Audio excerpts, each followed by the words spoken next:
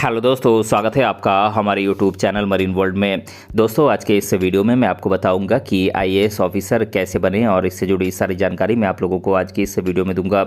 दोस्तों, वीडियो में आगे बढ़ने से पहले मैं आपसे रिक्वेस्ट करना चाहूँगा कि अगर आपने अभी तक इस चैनल को सब्सक्राइब नहीं किया है तो इसे ज़रूर सब्सक्राइब कर लीजिएगा और अगर आपको ये वीडियो पसंद आए तो अपने फ्रेंड के साथ इसे शेयर ज़रूर कीजिएगा। तो चलिए दोस्तों, इस वीडियो को स्टार्ट करते हैं। दोस्तों, इस वीडियो में आप आईएएस ऑफिसर कैसे बने इससे संबंधित पूरी जानकारी पाएंगे, जैसे कि आईएएस ऑफिसर क्या है, आईएएस ऑफिसर बनने के लिए क्या क्या योग्यताएं होनी चाहिए, यानी कि एलिजिबिलिटीज़ क्या क्या होती है, एज लिमिट कितनी होनी चाहिए, साथ ही इसकी सिलेक्शन प्रोसेस क्या है, इनकी सैलरी कितनी होती है, इससे संबंधित पूरी जानकारी हम आपको आज के इस वीडियो में देंगे। इसीलिए इस वीडियो को अंत तक जरूर देखिएगा। दोस्तों, अधिकांश स्टूडेंट अपने लाइफ में एक सफल ऑफिसर बनने का सपना जरूर देखते हैं। हालांकि सपने देखना अच्छी बात है, लेकिन उन सपने को पूरा करने के लिए कड़ी मेहनत के साथ साथ जुनून का होना भी बहुत ज़रूरी है।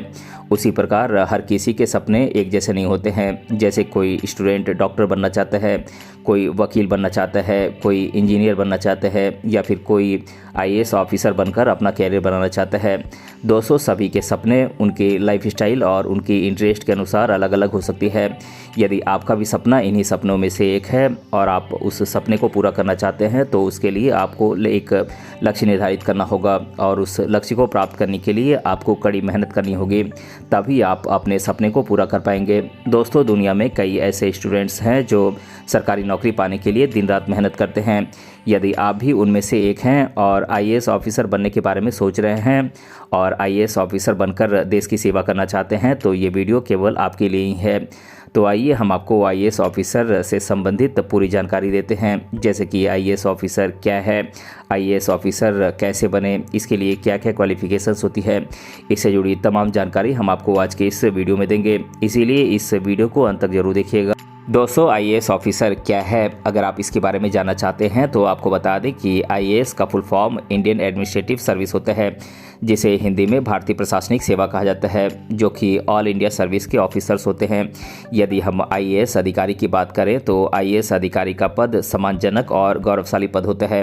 तभी तो भारत में आईएएस अधिकारी का पद एक हाई लेवल का पोस्ट होता है, यानी आईएएस अधिकारी ब्यूरोक्रेसी के टॉप लेवल ऑफिसर्स होते हैं। ये नौकरशाही के सर्वोच्च पद पर होते हैं। इसीलिए आईएएस ऑफिसर का सिलेक्शन इंडियन सिविल सर्विस के तहत किया जाता है और ये भारत की सबसे कठिन परीक्षा मानी जाती है। इस एग्ज़ाम के तहत भारत में ऐसे 3 टॉप लेवल ऑफिसर चुने जाते हैं, जिनमें आईएएस, आईपीएस और आईएफएस शामिल होते हैं। आपकी जानकारी के लिए बता दें कि जिले में सुरक्षा का मामला हो या फिर देश के स्तर पर रक्षा सचिव का, इन पदों के लिए अक्सर अनुभवी आईएएस ऑफिसर्स ही नियुक्त किए जाते हैं। तो आइए अब हम जानते हैं कि आईएएस ऑफिसर बनने के लिए क्या क्या योग्यताएँ होती हैं। दोस्तों, आईएएस ऑफिसर बनने के लिए एलिजिबिलिटीज़ की बात करें तो दोस्तों, आईएएस ऑफिसर के लिए एप्लीकेंट को भारत का नागरिक होना चाहिए। आईएएस ऑफिसर बनने के लिए कैंडिडेट के पास किसी भी मान्यता प्राप्त कॉलेज या यूनिवर्सिटी से ग्रेजुएशन की डिग्री होनी चाहिए। ग्रेजुएशन की डिग्री किसी भी सब्जेक्ट या स्ट्रीम से की जा सकती है, इसमें ऐसी कोई शर्त नहीं होती है।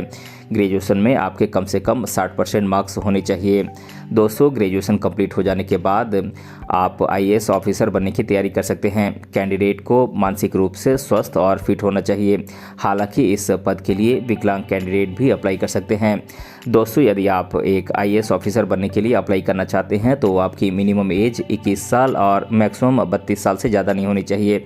इसमें सरकारी नियमों के अनुसार एससी, एसटी और ओबीसी कैंडिडेट को मैक्सिमम एज लिमिट में सरकार के द्वारा कुछ कैटेगरी वाइज छूट दी जाती है। जनरल कैटेगरी के लिए मिनिमम एज 21 साल है और मैक्सिमम 32 साल है। ओबीसी कैटेगरी के कैंडिडेट्स के लिए मिनिमम एज लिमिट 21 साल है और मैक्सिमम 35 साल से ज़्यादा नहीं होनी चाहिए। एससी, एसटी कैटेगरी के कैंडिडेट की मिनिमम एज 21 साल है और मैक्सिमम 37 साल से ज़्यादा नहीं होनी चाहिए। वहीं विकलांग कैटेगरी के कैंडिडेट्स के लिए, यानी कि person with disability PWD candidates के लिए मिनिमम एज लिमिट 21 साल है और मैक्सिमम 42 साल है। दोस्तों, अब हम बात करते हैं कि आईएएस बनने के लिए आप कितनी बार सिविल सेवा परीक्षा के लिए आप बैठ सकते हैं। दोस्तों जनरल कैटेगरी के कैंडिडेट इस एग्ज़ाम के लिए 6 बार अटैम्प्ट कर सकते हैं। ओबीसी कैटेगरी के कैंडिडेट्स इस एग्ज़ाम के लिए 9 बार अटैम्प्ट कर सकते हैं। एससी एसटी कैटेगरी के कैंडिडेट 37 साल की एज तक अटैम्प्ट कर सकते हैं। वहीं विकलांग कैटेगरी के कैंडिडेट यानी कि पीडब्ल्यूडी कैटेगरी के कैंडिडेट इस एग्ज़ाम के लिए 42 साल की एज तक अटैम्प्ट कर सकते हैं। दोस्तों आईएएस ऑफिसर बनने के लिए ज़रूरी स्किल्स की बात करें तो इसके लिए कैंडिडेट एक सच्चा देशभक्त होना चाहिए। आपकी कम्युनिकेशन स्किल बेहतर होनी चाहिए। आप में सही निर्णय लेने की क्षमता होनी चाहिए।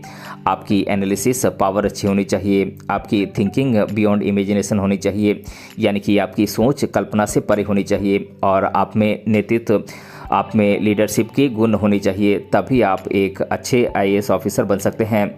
दोस्तों यदि आप एक आईएएस ऑफिसर बनना चाहते हैं तो सबसे पहले आपको किसी भी सब्जेक्ट में 12वीं कक्षा पास करनी होगी। उसके बाद आप किसी भी सब्जेक्ट जैसे कि बीए, बीकॉम, बीएससी इत्यादि में आपको ग्रेजुएशन पूरा करना होगा। दोस्तों आईएएस ऑफिसर बनने के लिए कैंडिडेट का ग्रेजुएशन पूरा किया हुआ होना बहुत ज़रूरी है। यदि आप ग्रेजुएशन पास हैं तो आप आईएएस ऑफिसर बनने के लिए अप्लाई कर सकते हैं। दोस्तों आईएएस एग्ज़ाम के लिए आप ऑनलाइन रजिस्ट्रेशन करा सकते हैं, जो कि खास तौर पर फरवरी के महीने में शुरू होती है। आप चाहें तो इसके लिए यूपीएससी की ऑफिशियल पोर्टल upsc.gov.in के जरिए अपना एप्लीकेशन सबमिट कर सकते हैं। लेकिन इस बात का ध्यान रखें कि फॉर्म भरते समय आप अपनी जानकारी आधार कार्ड और एजुकेशनल डॉक्यूमेंट्स के अनुसार ही भरें, ताकि आपको आगे चलकर किसी भी लेवल पर लापरवाही का सामना न करना पड़े। दोस्तों यदि आप एग्ज़ाम के लिए ऑनलाइन अप्लाई करना चाहते हैं तो ये बहुत ही आसान है। इसके लिए आप इसकी ऑफिशियल वेबसाइट पर जाकर आसानी से आईएएस एग्ज़ाम के लिए ऑनलाइन रजिस्ट्रेशन कर सकते हैं। दोस्तों फॉर्म भरने के बाद आपको एग्ज़ाम की तैयारी शुरू कर देनी चाहिए, क्योंकि इसकी एग्ज़ाम 3 चरणों में होती है, जिसमें आपको पहले चरण की प्रीलिम्स एग्ज़ाम से गुजरना होता है। जैसे ही आप प्रीलिम्स एग्ज़ाम पास कर लेते हैं आपको इसकी मेंस एग्ज़ाम देनी होती है, जो कि बहुत कठिन होती है, जिसे पास करने के लिए आपको कड़ी मेहनत करने की ज़रूरत होती है। दोस्तों मेंस एग्ज़ाम में आपसे जनरल स्टडीज़, एसे आदि पर बेस्ड क्वेश्चन पूछे जाते हैं। साथ ही आपको बता दें कि इस स्टेज की मार्क्स मेरिट लिस्ट में गिनी जाती है और आपका सिलेक्शन इसी स्टेज पर निर्भर करता है। इसीलिए आप इस एग्ज़ाम को अच्छे मार्क्स के साथ पास करें। जैसे ही आप प्रीलिम्स एग्ज़ाम और मेंस एग्ज़ाम पास कर लेते हैं आपको इंटरव्यू के लिए बुलाया जाता है और इंटरव्यू पास करने के बाद एक मेरिट लिस्ट जारी की जाती है और मेरिट लिस्ट के अनुसार ही सफल कैंडिडेट को ट्रेनिंग के लिए भेजा जाता है। दोस्तों आईएएस ऑफिसर बनने के लिए भारत की सबसे कठिन परीक्षा, जिसे संघ लोक सेवा आयोग यानी कि union public service commission UPSC आयोजित करता है, और वो है सिविल सेवा परीक्षा। इसी परीक्षा के तहत आईएएस ऑफिसर की भर्ती और परीक्षा का आयोजन किया जाता है। इस एग्ज़ाम को 3 चरणों में डिवाइड किया गया है, प्रीलिम्स एग्ज़ाम, मेंस एग्ज़ाम और इंटरव्यू। दोस्तों बात करें प्रीलिम्स एग्ज़ाम की, तो अगर आप आईएएस ऑफिसर बनना चाहते हैं तो आपको सबसे पहले प्रीलिम्स एग्ज़ाम से गुजरना होगा। इस प्रीलिम्स एग्ज़ाम में आपसे ऑब्जेक्टिव टाइप के मल्टीपल चॉइस क्वेश्चन पूछे जाते हैं और इस एग्ज़ाम में आपके 2 पेपर्स होते हैं, जो कि 200 मार्क्स से होते हैं, और इस एग्ज़ाम के लिए दोनों पेपर्स के लिए आपको 2-2 घंटे का समय दिया जाता है। यदि आप इस प्रीलिम्स एग्ज़ाम को पास कर लेते हैं तो आपको आगे मेंस एग्ज़ाम में शामिल किया जाता है।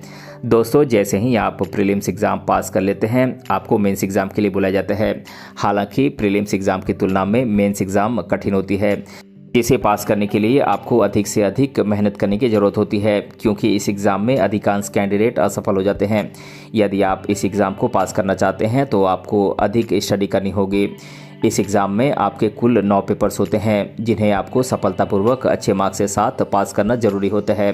200 पेपर 1 से लेकर 4 तक जनरल स्टडीज़ के पेपर होते हैं और ये 250 मार्क्स के होते हैं। 200 इसके अलावा 2 पेपर्स ऑप्शनल के होते हैं, जो कि 250 मार्क्स के होते हैं। इसके अलावा एक एसे का पेपर होता है, ये भी 250 मार्क्स का होता है। इसके अलावा एक इंग्लिश का पेपर होता है, जो कि 300 मार्क्स का होता है, और इसके अलावा एक इंडियन लैंग्वेज का पेपर होता है, जो कि 300 मार्क्स का होता है। इस तरह से कुल 9 पेपर्स होते हैं और इन 9 पेपर्स को आपको अच्छे मार्क्स के साथ पास करना ज़रूरी होता है। दोस्तों आईएएस ऑफिसर बनने के लिए जैसे ही आप प्रीलिम्स एग्ज़ाम और मेंस एग्ज़ाम पास कर लेते हैं आपको इंटरव्यू के लिए बुलाया जाता है, जहां पर कुछ ऑफिसर्स आपकी इंटरव्यू लेने के लिए बैठे होते हैं। और वे आपसे कई तरह के सवाल पूछते हैं जिनका आपको सही सही जवाब देना होता है। दोस्तों ये इंटरव्यू 275 मार्क्स की होती है, यानी कि 275 मार्क्स की होती है। यदि आप इंटरव्यू को अच्छे मार्क्स के साथ पास कर लेते हैं तो आपको आईएएस ऑफिसर के लिए नियुक्त किया जाता है और आपको ट्रेनिंग के लिए भेज दिया जाता है। दोस्तों जैसे ही आप एक आईएएस ऑफिसर के लिए नियुक्त होते हैं आपको कुछ महीनों की आईएएस की ट्रेनिंग पूरी करनी होती है। IAS training Lal Bahadur Shastri national academy of administration LBSNAA में होता है और उसके बाद कुछ महीनों के लिए आपको जिला ट्रेनिंग दिया जाता है। यदि आप ये ट्रेनिंग सफलतापूर्वक पूरी कर लेते हैं तो आप एक आईएएस ऑफिसर बन जाते हैं।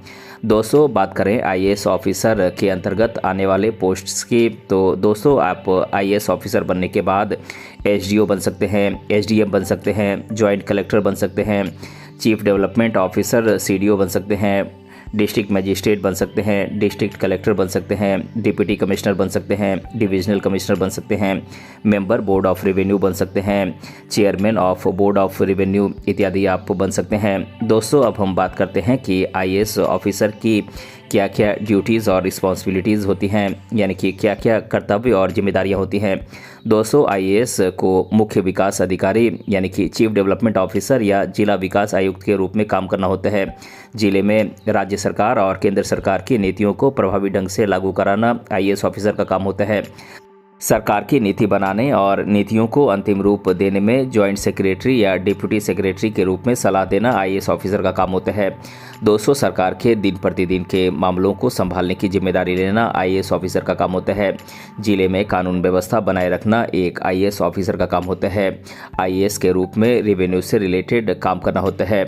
दोस्तों यदि हम आईएएस एग्ज़ाम की बात करें तो आईएएस एग्ज़ाम भारत की सबसे कठिन एग्ज़ाम में से एक है। यदि आप आईएएस ऑफिसर बनना चाहते हैं तो आपको यूपीएससी के द्वारा आयोजित सिविल सेवा परीक्षा पास करनी होगी। लेकिन आपकी जानकारी के लिए बता दें कि इस एग्ज़ाम को पास करना इतना आसान नहीं है। इसके लिए आपको कड़ी मेहनत करनी होगी और एग्ज़ाम की तैयारी अच्छे से करनी होगी। और इस एग्ज़ाम की तैयारी अच्छे तरीके से करने के लिए आपको इस एग्ज़ाम के पैटर्न और सिलेबस की जानकारी होनी चाहिए, तभी आप इस एग्ज़ाम की तैयारी अच्छे तरीके से कर पाएंगे। दोस्तों यदि आप आईएएस एग्ज़ाम की तैयारी करना चाहते हैं तो आपको कुछ बातें ध्यान में रखनी होगी। सबसे पहले आप एक टाइम टेबल बनाएं और उसी टाइम टेबल के अनुसार आप डेली पढ़ाई करें। दोस्तों आप डेली न्यूज़पेपर ज़रूर पढ़ें ताकि आपका करंट अफेयर मजबूत हो सके। इसके अलावा आपको जनरल नॉलेज और जनरल अवेयरनेस पर अधिक ध्यान केंद्रित करना चाहिए, क्योंकि जनरल नॉलेज से अधिक सवाल पूछे जाते हैं। यदि आप सही बुक से स्टडी करते हैं और सही तरीके से स्टडी करते हैं तो आपको आईएएस एग्ज़ाम की तैयारी करने में आसानी होगी। दोस्तों अगर आप आईएएस एग्ज़ाम की तैयारी अच्छे तरीके से करना चाहते हैं तो आप इसके लिए कोचिंग की मदद ले सकते हैं, साथ ही आप सेल्फ स्टडी भी करते रहें। अगर आप आईएएस एग्ज़ाम की तैयारी अच्छे तरीके से करना चाहते हैं तो आईएएस एग्ज़ाम के प्रीवियस ईयर के क्वेश्चन पेपर्स को आप इकट्ठा करें और उन्हें आप एक एक करके सॉल्व करने का प्रयास करें। निश्चित रूप से आपकी तैयारी अच्छी होगी। दोस्तों आईएएस ऑफिसर बनने के लिए यदि आप सही प्लानिंग बनाते हैं और सही तरीके से आईएएस एग्ज़ाम की तैयारी करते हैं तो आप यकीनन आईएएस एग्ज़ाम पास कर सकते हैं। दोस्तों अगर आप आईएएस एग्ज़ाम की तैयारी कैसे करें इसके बारे में अधिक जानना चाहते हैं तो आप इंटरनेट या यूट्यूब की मदद ले सकते हैं। दोस्तों यदि हम एक आईएएस ऑफिसर की सैलरी की बात करें तो आईएएस ऑफिसर की शुरुआती सैलरी लगभग 60,000 रुपये तक होती है। उसके बाद जैसे जैसे इनका प्रमोशन होता है वैसे वैसे इनकी सैलरी बढ़ती जाती है, जो कि करीब 2 लाख रुपये तक हो जाती है। इसके अलावा इसमें कैबिनेट सचिव के पोस्ट पर सैलरी लगभग 2.5 लाख रुपये तक मिलती है। दोस्तों अब हम आईएएस ऑफिसर को उपलब्ध कराई जाने वाली अन्य सुविधाओं के बारे में जान लेते हैं। दोस्तों आईएएस ऑफिसर का पद एक सरकारी और एक बड़ा पद होता है, इसीलिए उन्हें रहने के लिए एक बड़ा बंगला दिया जाता है। सरकारी पद होने से इन्हें खाना बनाने के लिए रसोइया भी दिया जाता है। इनके काम के लिए सरकार के द्वारा इन्हें माली भी दिया जाता है। आईएएस ऑफिसर को सरकार के द्वारा वाहन और ड्राइवर की सुविधा भी दी जाती है। सुरक्षा के लिए इन्हें 4 बॉडीगार्ड्स और होम सिक्योरिटी के लिए 2 कांस्टेबल दिए जाते हैं। सरकार की ओर से आईएएस ऑफिसर को देश में कहीं भी फ्री घूमने और फ्री फ़ोन की सुविधा दी जाती है। इसके अलावा आईएएस ऑफिसर को कई अन्य सुविधाएं भी मुहैया कराई जाती हैं।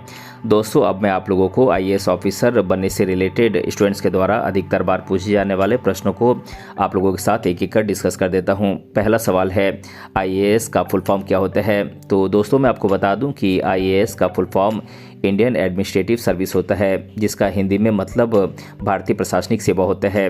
दूसरा सवाल है, भारत में कुल कितने आईएएस अधिकारी नियुक्त होते हैं?